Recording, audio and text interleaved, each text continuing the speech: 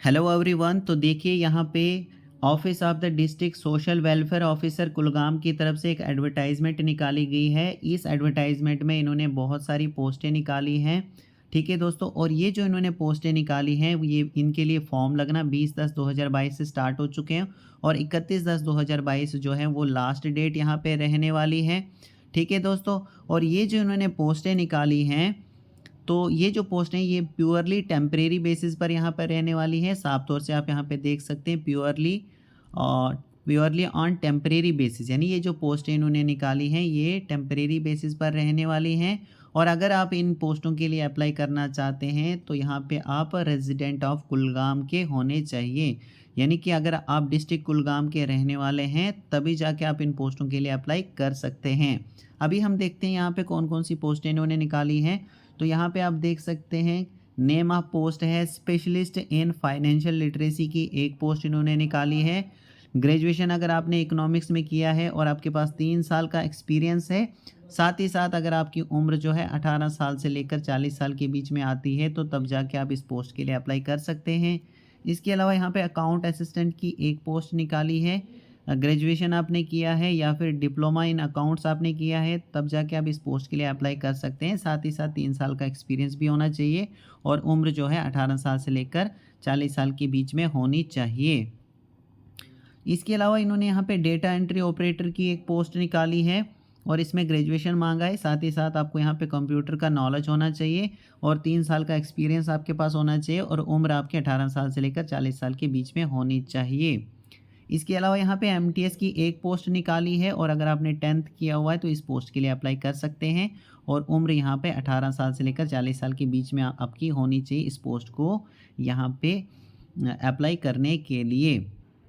इसके अलावा यहाँ पे देखिए सिलेक्शन ऑफ पोस्ट, यानी ये जो पोस्टें इन्होंने निकाली है इसकी सिलेक्शन किस तरीके से होनी है। तो जो पहली पोस्ट इन्होंने निकाली है फर्स्ट पोस्ट के लिए बेसिक क्वालिफिकेशन के 70 पॉइंट मिलेंगे, 12th के 10 पॉइंट मिलेंगे, 10th के 10 पॉइंट मिलेंगे, पीजी के 10 पॉइंट मिलेंगे। इस तरीके से सिलेक्शन होगी। सेकंड एंड थर्ड नंबर पर जो पोस्ट निकाली है ये 100 पॉइंट्स की यहाँ पे रहने वाली हैं, जिसमें से इन्होंने बेसिक क्वालिफिकेशन के 80 पॉइंट्स रखे हैं, 12th के 10 पॉइंट रखे हैं और 10th के भी 10 पॉइंट रखे हैं। और जो फोर्थ नंबर पर एमटीएस की पोस्ट आती है इसके लिए इन्होंने 10th के 100 पॉइंट्स रखे हैं। इसके अलावा थोड़ा सा टर्म्स एंड कंडीशन में देख लेते हैं। देखिए यहाँ पे साफ तौर से लिखा है कि applicant must be domicile of the union territory of जे&के and a resident of district Kulgam, यानी कि आपके पास स्टेट सब्जेक्ट भी होना चाहिए और यहाँ पे डिस्ट्रिक्ट कुलगाम के आप रहने वाले होने चाहिए, तब जाके इन पोस्टों के लिए अप्लाई कर सकते हैं। इसके अलावा थोड़ा सा नीचे स्क्रॉल करें तो नीचे स्क्रॉल होने के बाद यहाँ पे आप देख सकते हैं documents to be attach with the application form, यानी कि एप्लीकेशन फॉर्म जो है इसके साथ आपको क्या क्या डॉक्यूमेंट अटैच करने हैं। सबसे पहले self attested copies all academic technical qualification certificate के साथ आपको ये सारी कॉपीज़ जो हैं आपको सेल्फ अटेस्ट करने के बाद लगानी है फॉर्म के साथ। ठीक है, एप्लीकेशन फॉर्म के साथ आपको सारी की सारी अपनी क्वालिफिकेशन जो आपकी है उसकी फ़ोटो कापीज़ को सेल्फ अटेस्ट करना है और अटैच करनी है। इसके साथ ही self attested copy date of birth की यहाँ पे सेल्फ अटेस्ट करके वो भी कॉपी अटैच करनी है। इसके अलावा यहाँ पे जो आपकी स्टेट सब्जेक्ट है उसको भी आपने सेल्फ अटेस्ट करना है और अटैच करनी है फॉर्म के साथ।